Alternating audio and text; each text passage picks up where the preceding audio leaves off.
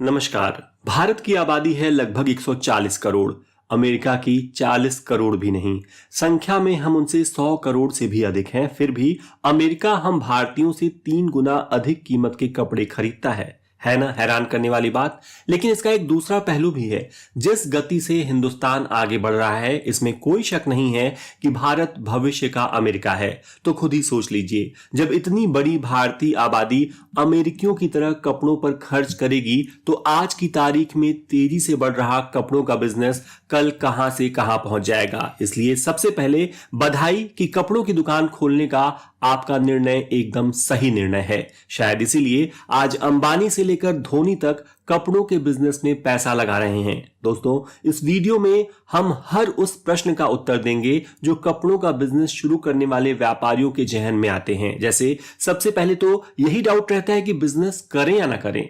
मैं बहुत पढ़ा लिखा नहीं हूं, तो क्या मैं भी कपड़ों का बिजनेस कर सकता हूं? उसके बाद अगर करना है तो कैसे करें? इसमें कितना खर्चा आएगा? सस्ता और बढ़िया माल कहां से मिलेगा? क्या घर बैठे भी माल मिल सकता है? मुनाफा कितना होगा? कस्टमर खाली जा रहा है तो उसे रोके कैसे? मुनाफा बढ़ेगा कैसे? कपड़े के बिजनेस में क्या क्या रिस्क है? क्या करें कि कस्टमर बार बार आए? और ऐसे ही तमाम प्रश्नों का उत्तर आपको इस वीडियो में मिलने वाला है। इसके अलावा वीडियो के दौरान हम कुछ tried and tested practical business tips भी शेयर करेंगे, इसलिए वीडियो को अंत तक जरूर देखें और हमारा एफर्ट पसंद आए तो वीडियो को लाइक जरूर कर दें। अब देखते हैं पहला प्रश्न।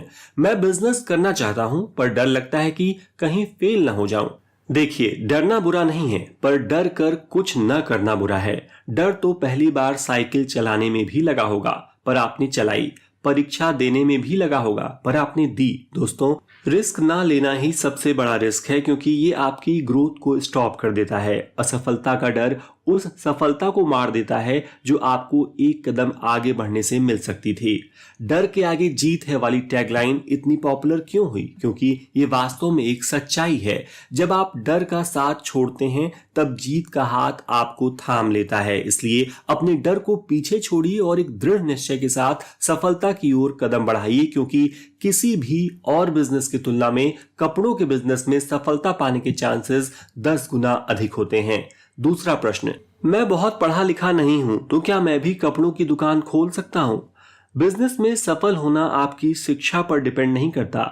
ऐसा होता तो कम पढ़े लिखे धीरू भाई अंबानी इतने सफल नहीं होते और कहीं अधिक पढ़े उनके पुत्र अनिल अंबानी बैंकरप्ट नहीं हो जाते। अगला प्रश्न।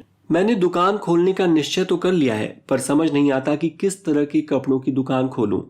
इंसान कोई भी व्यवसाय मुनाफे के लिए करता है, इसलिए दुकान खोलते समय ये सोचें कि आप क्या बेचकर सबसे अधिक मुनाफा कमा सकते हैं। अमूमन महिलाओं और बच्चों के कपड़े अधिक बिकते हैं और इनमें मुनाफा अधिक होता है। लेकिन अगर आपको लगता है कि पुरुषों के परिधान की डिमांड अधिक है, तो आप ये भी बेच सकते हैं। इसके अलावा चादर, पर्दे इत्यादि भी विकल्प हो सकते हैं। आप चाहे जिस तरह के कपड़ों की दुकान खोलें, अगर आपने सही कदम उठाए तो आप उसमें सफल जरूर होंगे। चौथा प्रश्न। दुकान खोलने में कितना खर्च आएगा? इसके लिए आपको एक लिस्ट बनानी होगी, जिसमें आप अनुमानित खर्चों को लिख सकते हैं, जैसे दुकान का किराया, उसका इंटीरियर, माल मंगाने के लिए पैसे, प्रचार के लिए फंड, पेपर वर्क का खर्चा इत्यादि।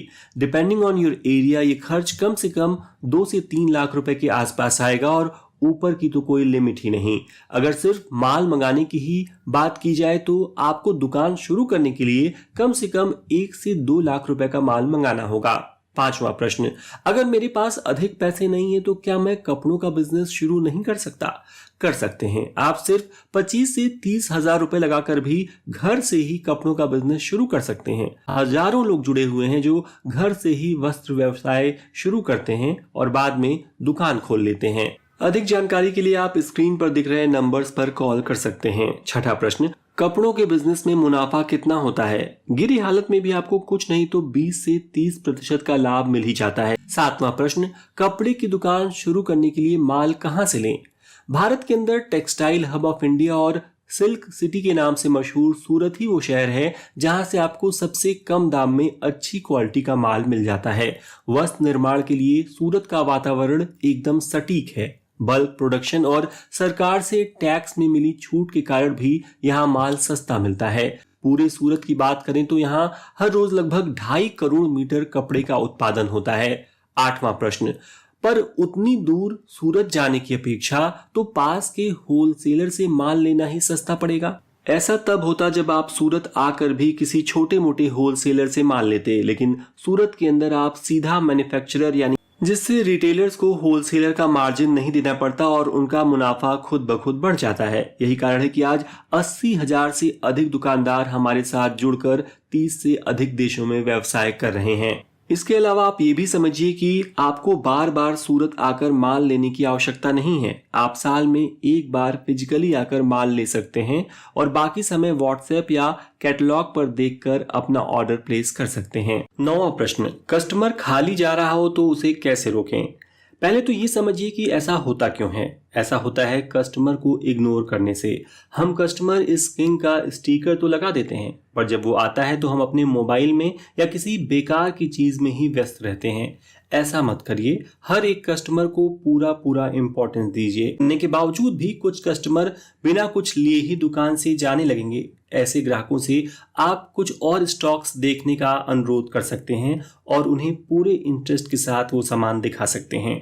जो दुकानदार 20वीं साड़ी भी उतनी ही रुचि के साथ ग्राहक को दिखाता है जितना कि पहली साड़ी, तो उसे सफल होने से कोई नहीं रोक सकता। 10वां प्रश्न, मुनाफा कैसे बढ़ाएं? मैथमेटिकली देखिए तो profit is equal to selling price minus cost price. यानी अगर आपको प्रॉफिट बढ़ाना है तो आप सेलिंग प्राइस बढ़ा दीजिए या फिर कॉस्ट प्राइस घटा दीजिए। लेकिन दिक्कत यह है कि आप अगर दाम बढ़ा देंगे तो दूसरे दुकानदार आप पर हावी हो जाएंगे और ग्राहक उनके पास चले जाएंगे। इसलिए सही तरीका है अपना कॉस्ट प्राइस यानी लागत को घटा देना। ये कैसे होगा? छोटे छोटे स्टेप्स लेकर कम से कम दाम पर अच्छा माल उठाइए, यानी सीधा मैन्युफैक्चरर से माल लीजिए।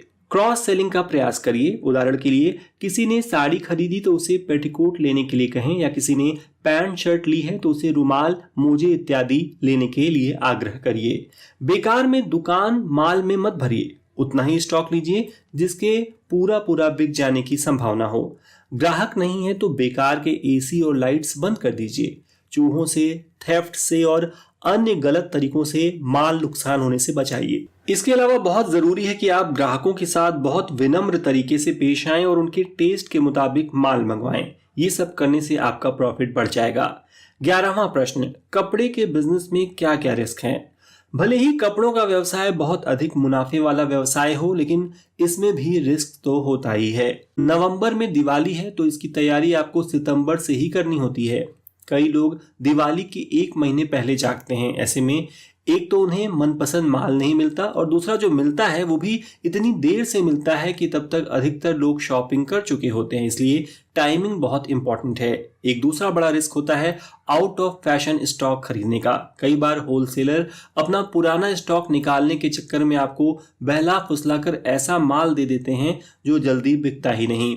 सूरत की बात करें तो अगर आप ऑथेंटिक जगह नहीं जाते हैं तो आपके साथ ठगी हो सकती है। जैसे आपने माल के पैसे दे दिए और माल पहुंचा ही नहीं, या जो दिखाया गया था उससे इंफीरियर क्वालिटी का माल डिलीवर कर दिया गया। ये सारे रिस्क आप थोड़ी सावधानी बरतकर मैनेज कर सकते हैं। इसके अलावा कुछ ऐसे रिस्क हैं जो हर बिजनेस के साथ होते हैं, जैसे फाइनेंसेस सही न मैनेज करने से कैश फ्लो नेगेटिव हो जाना या कैश की कमी हो जाना, और सबसे बड़ा रिस्क कि बिजनेस चले ही नहीं। हालांकि इसकी नौबत बहुत कम ही आती है। 12वां प्रश्न, अगर सेल गिर रही है तो क्या करें? सेल गिरती क्यों है, या कोई भी बिजनेस डाउन कब जाता है?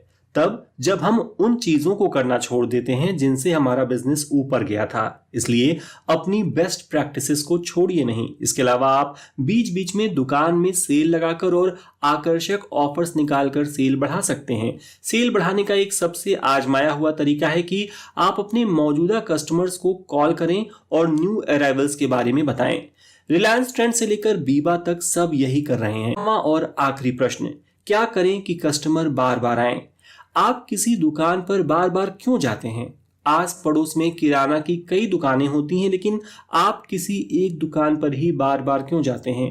क्योंकि पहला तो आपको जो चाहिए वो वहां आसानी से मिल जाता है, और दूसरा आपका एक्सपीरियंस अच्छा रहता है। अपनी दुकान में भी आपको यही करना होगा। अपने स्टॉक को रेगुलरली अपडेट करते रहें और कस्टमर से विनम्र व्यवहार बनाकर रखें। इसके अलावा अपने ग्राहकों का एक डेटाबेस तैयार करके रख सकते हैं जिसमें आप उनके स्पेशल डे जैसे कि बर्थडे, एनिवर्सरी के मौके पर कॉल या मैसेज भेजकर स्पेशल ऑफर दे सकते हैं। दोस्तों, ये ऐसी चीजें हैं जिन्हें लगभग हर कोई जानता समझता है, लेकिन करते बहुत कम ही लोग हैं। आप भी उन कम लोगों में शामिल होइए और अपनी कपड़ों की दुकान को अपने क्षेत्र की सबसे कामयाब दुकान बनाइए। दोस्तों, आज के वीडियो में इतना ही। अगर आपको हमारा ये प्रयास अच्छा लगा हो तो कृपया वीडियो को लाइक कर दीजिए और साथ ही अगर आपके पास नई दुकान खोलने को लेकर कुछ सुझाव हो तो कमेंट में जरूर बताइए। वीडियो अंत तक देखने के लिए बहुत बहुत धन्यवाद। आपका दिन शुभ हो।